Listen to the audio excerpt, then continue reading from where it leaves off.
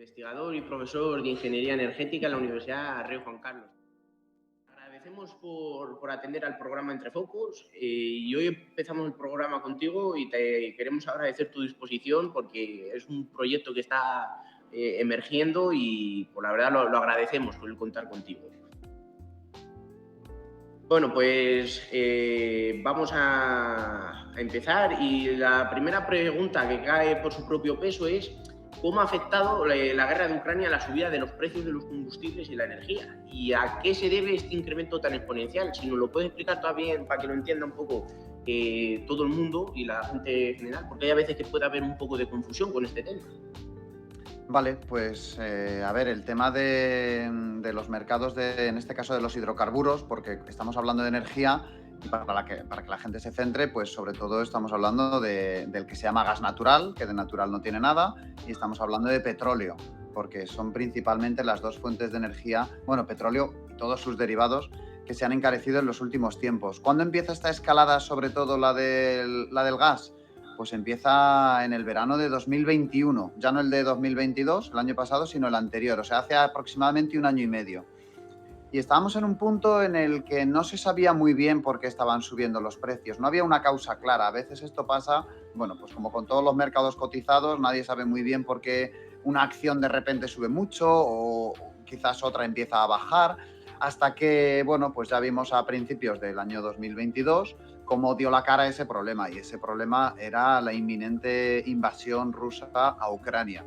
Obviamente, una vez que esto pasó, pues se fueron entendiendo esto a veces como el tiempo meteorológico. Nadie te puede decir si va a llover dentro de 5 meses, pero una vez que ha pasado un evento tipo Filomena, se le empiezan a buscar explicaciones y aquí ocurrió lo mismo, pues se empezó a ver, por lo menos más claramente desde el público general, que Rusia estaba tensionando los precios porque, bueno, estaba haciendo, entendemos ahora, sus primeras pruebas de encarecer los combustibles fósiles para simplemente mostrar un cierto dominio, porque al final, bueno, pues Rusia es, como hemos ido viendo, uno de los mayores exportadores de productos fósiles a Europa.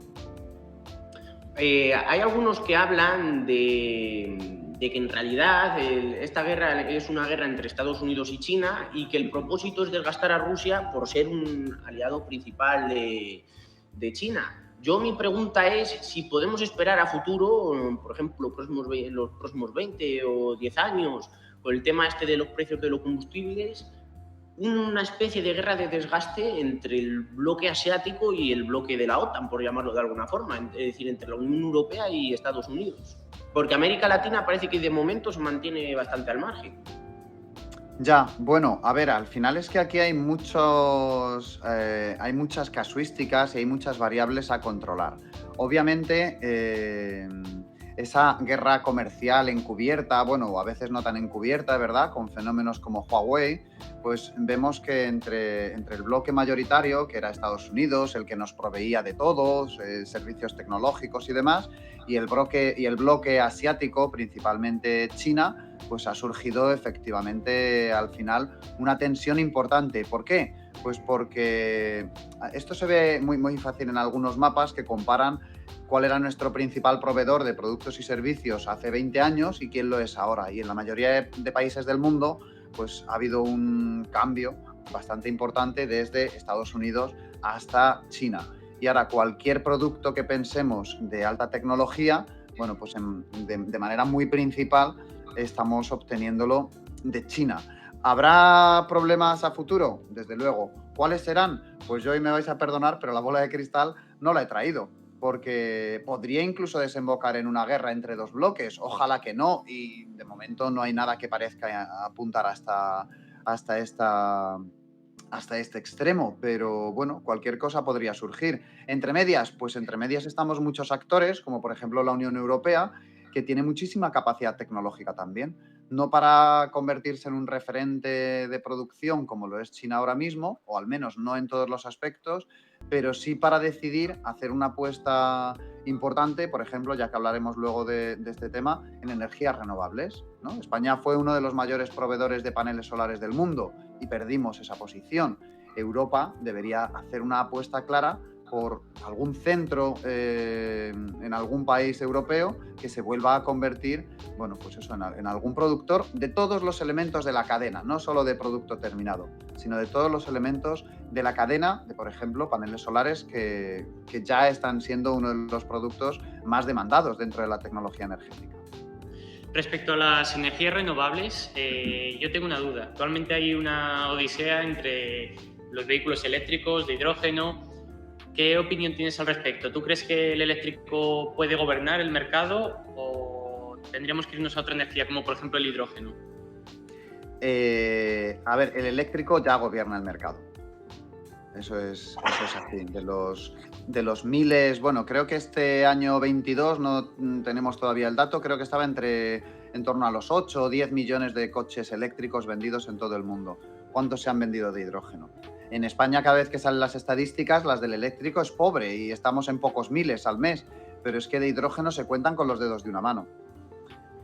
Si estamos hablando de automóvil privado para circulación tuya y mía de vacaciones con la familia, etcétera, ahí no hay absolutamente ninguna duda. Hay una red eléctrica, mientras que no hay red de hidrógeno, ¿vale? Si vamos comparando, cuando tú quieras repostar, una gasolinera lo tiene tan fácil como instalar un cargador.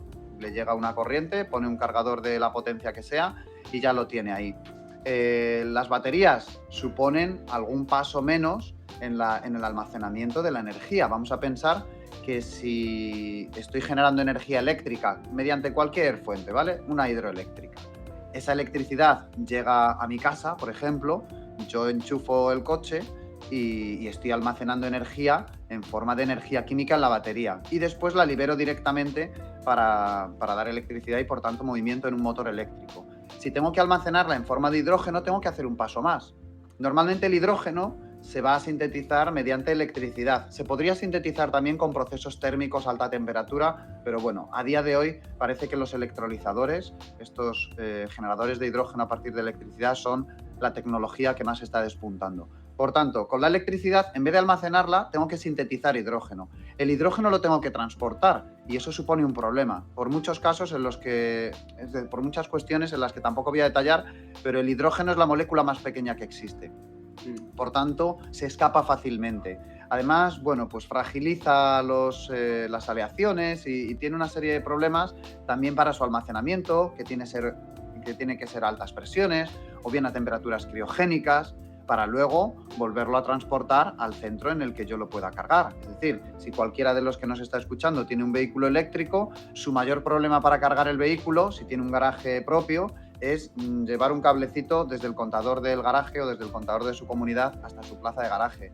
Si tengo que repostar hidrógeno, a día de hoy no es viable. No hay un almacén, no hay un depósito de hidrógeno en mi comunidad para que yo lo pueda hacer. Entonces, si sumamos las ineficiencias a que ya de por sí la red está planteada para electricidad y no para hidrógeno, si yo tuviera un solo euro para invertir, no invertiría en el coche utilitario de hidrógeno nunca. Respecto al medio ambiente, que sabemos que en el caso del eléctrico es un problema también a la hora de la fabricación de las baterías, hay un científico francés que ha ideado una especie de caja mágica, como la denominan en el artículo que he estado leyendo, que básicamente separa las moléculas de carbono de los desechos de un vehículo diésel. A ver, ¿qué moléculas de carbono? Ahí no te sigo porque no sé muy bien de qué investigación me hablas o de qué referencia. Si quieres, pregúntale tú y yo te... Sí, vamos, yo creo que ahora nos pone el artículo y lo podemos comprobar, pero Vale. Un poco en relación, Eloy, al cambio energético que parece que se avecina en Europa, y una pregunta que aquí ya sí es lo que más nos pica la curiosidad y en lo que más te vamos a preguntar es: ¿qué podemos esperar que haga Europa ante este futuro panorama? Porque ya hemos visto, por ejemplo, qué es lo que han hecho países como Dinamarca, que han terminado el año 2022 produciendo el 100% de la electricidad renovable. ¿Qué pasos debería seguir España y qué podemos esperar que haga Europa entre ese cambio de modelo energético?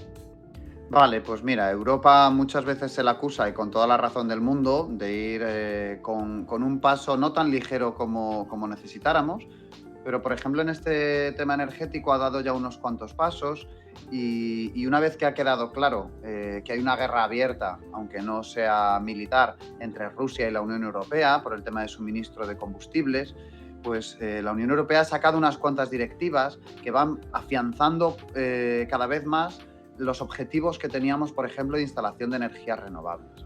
Tenemos una de las últimas que se llama la Repower EU, que sería como repotenciar la Unión Europea, y directamente es que ese plan lo titula, no recuerdo el título exacto, pero era para reducir la dependencia de los combustibles fósiles de la Unión, perdón, de Rusia. Por tanto, la parte que la Unión Europea compra de Rusia. Sería principalmente el gas en un primer momento, y reducir esta dependencia se puede hacer de dos maneras. Una, comprando a otros proveedores, y la segunda es reducir el uso directo del gas. Y precisamente la Unión Europea está enfocando ambos caminos. En estos primeros años se va a tirar más, ya lo estamos viendo en todas las noticias, de gas natural licuado de otras partes del mundo, principalmente Estados Unidos, o también de gas, por ejemplo, de algunos suministradores que tenemos cercanos como Argelia. Pero también se está potenciando y se están aumentando los objetivos de instalación de energías renovables. En España en concreto, los que tenemos vienen marcados por el Plan Nacional Integrado de Energía y Clima, el PNIEC, por las siglas por las que se le suele conocer, que fue un plan, bueno, pues que hace 2 años aproximadamente planteó que en 2030 tuviéramos una serie de potencia instalada de los diferentes tipos de energías renovables.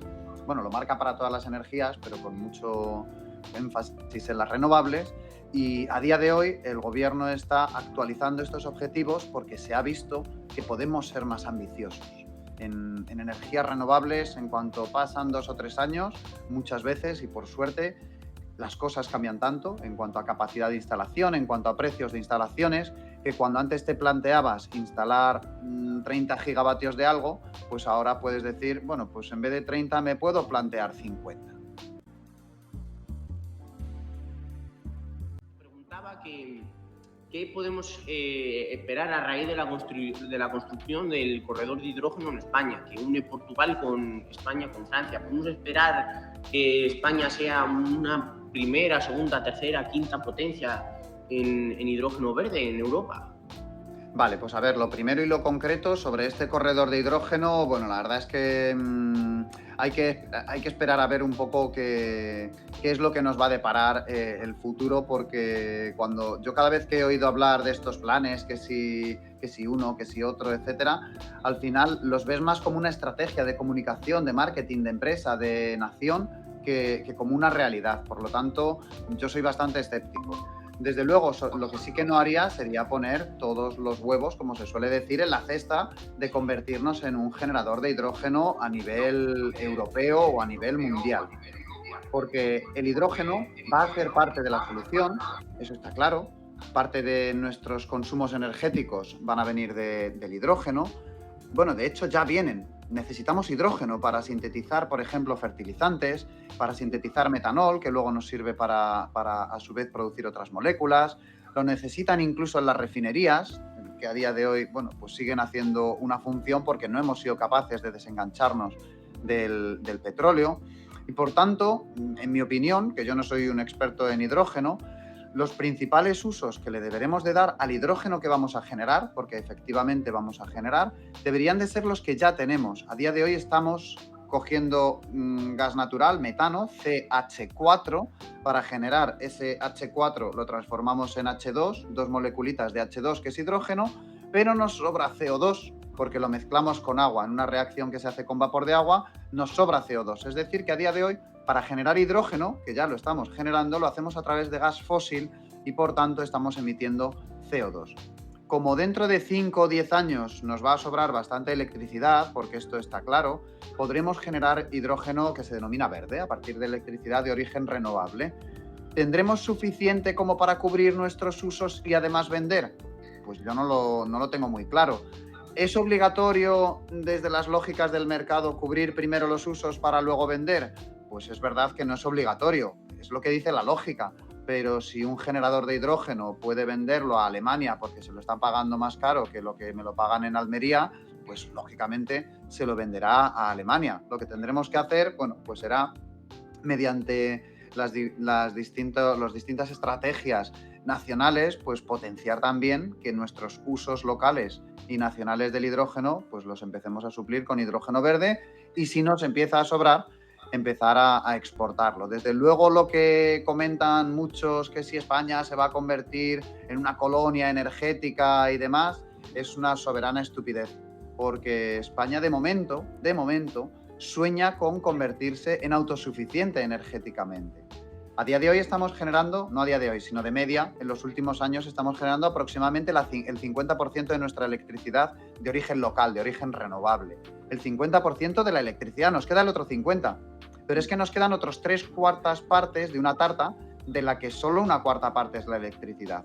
Por tanto, tenemos que eliminar combustibles fósiles del transporte, ya sea hidrógeno o electricidad. Tenemos que eliminar combustibles fósiles de la calefacción. Tenemos que eliminar combustibles fósiles de procesos industriales.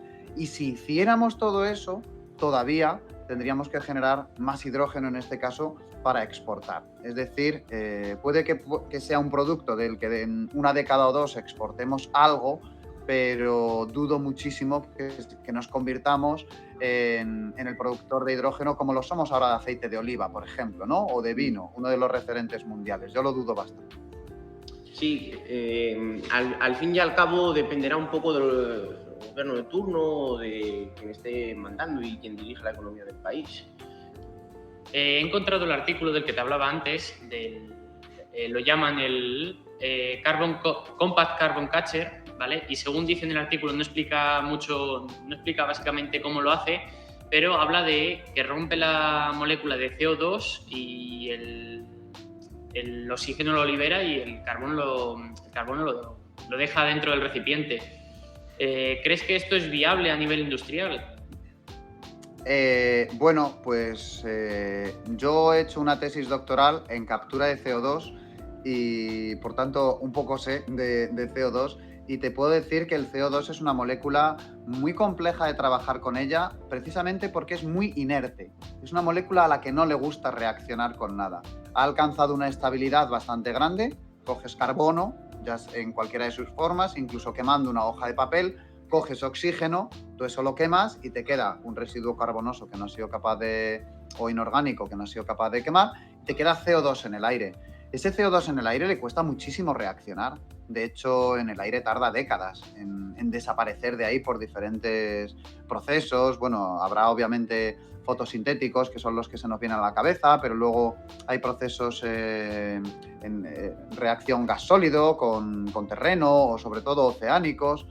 Pero me estoy enrollando un poco para decir que coger una moleculita de CO2 y romper y quedarme con el carbono y luego con el oxígeno se puede hacer, pero desde luego eso consume una cantidad de energía que normalmente no va a salir rentable, porque estás generando CO2 para generar esa energía muchísimo más del que puedes emplear. De hecho, bueno, pues yo he trabajado sobre todo en los temas de captura de CO2, en cómo quedarme solo con el CO2. Pero quienes trabajan en temas de, bueno, pues luego qué hacer con ese CO2, normalmente esta rotura, bueno, pues o haces algún tipo de reacción fotosintética, fotoquímica, etcétera, o lo tienes complicadillo, ¿eh? O sea, yo no sé este invento en qué quedará. Si seguís con el canal, lo podéis seguir durante unos cuantos años. Lo estoy leyendo ahora el que decías. El inventor dice se está topando con impedimentos del lado de los fabricantes de automóviles. Bueno, pues quizás sea porque su invento no funciona, porque desde luego, si yo fuera un fabricante de automóvil y me venden una cosita mágica de la que yo le meto CO2 y sale carbonilla, y sale oxígeno, vamos, lo compro por una millonada, invierto todo, porque eso podría ser, por ejemplo, un futuro hipotético, pero hipotético estamos hablando de Matrix, ¿eh?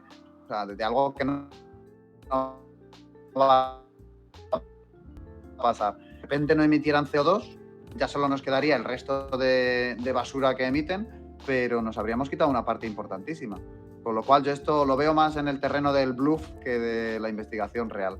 Si este investigador, no es investigador, perdón, es inventor. Si este inventor está tan seguro de lo que hace, que publique un artículo científico y que nos deje a los científicos revisar cuál es el procedimiento que sigue y cuáles son los balances energéticos. Sospecho que no lo hará.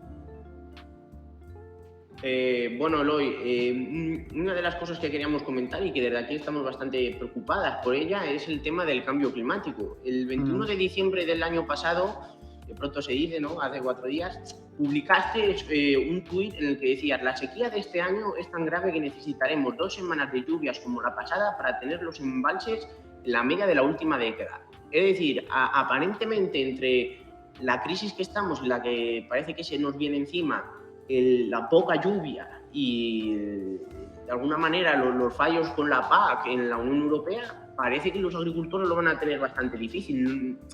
Por lo menos en España. Ya estamos viendo cómo otros países como Noruega, como Dinamarca, como Suecia, como Finlandia son capaces de ir aprovechando cada vez más territorio del que van sembrando y ser más eficientes. Pero a priori parece que los agricultores, y parece mentira, los agricultores de España sean los que más difícil lo tengan de toda la Unión Europea.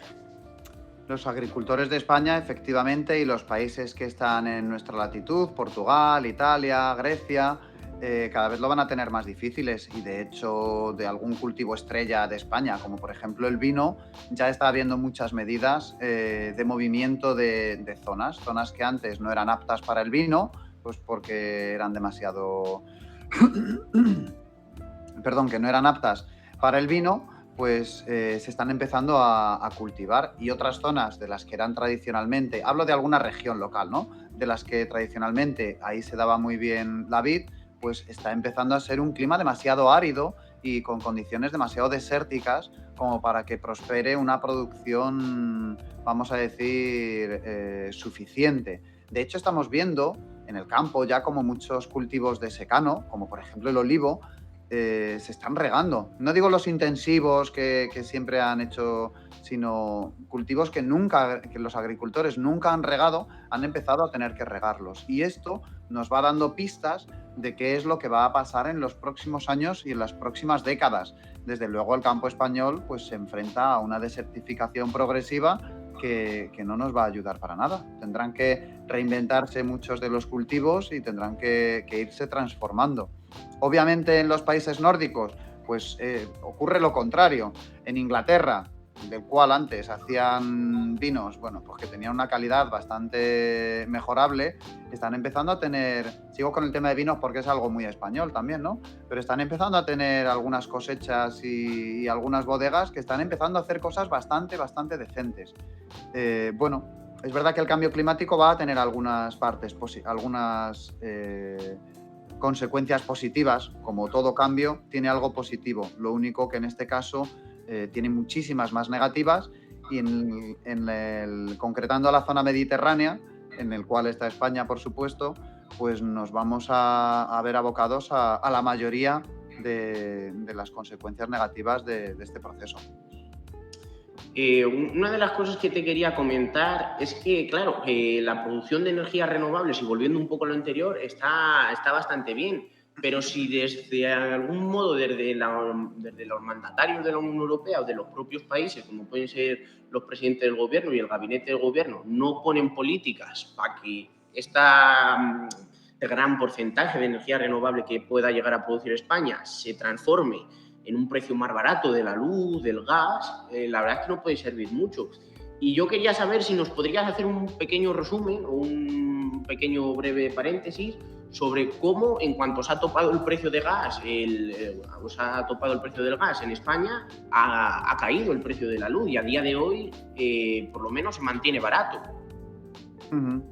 Vale, bueno, aquí son unas cuantas cosas mezcladas. Si queréis vamos poco a poco, lo intento contar breve. El mercado eléctrico, todos los que nos estén escuchando lo han oído ya en más de una ocasión, es un mercado marginalista, es decir, en el que la última unidad que entra, esto es como una lonja al final, ¿no? Hay una serie de compradores y una serie de vendedores, cada uno expone las condiciones, en este caso el precio y cantidad a las que está dispuesto a pagar para cada hora del día.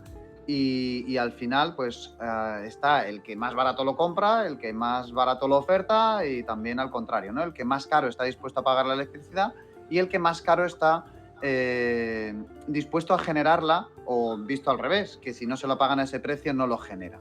El mercado marginalista que tenemos en toda Europa actualmente es un mercado en el que paga toda unidad de energía generada al precio de la que se ha generado más cara.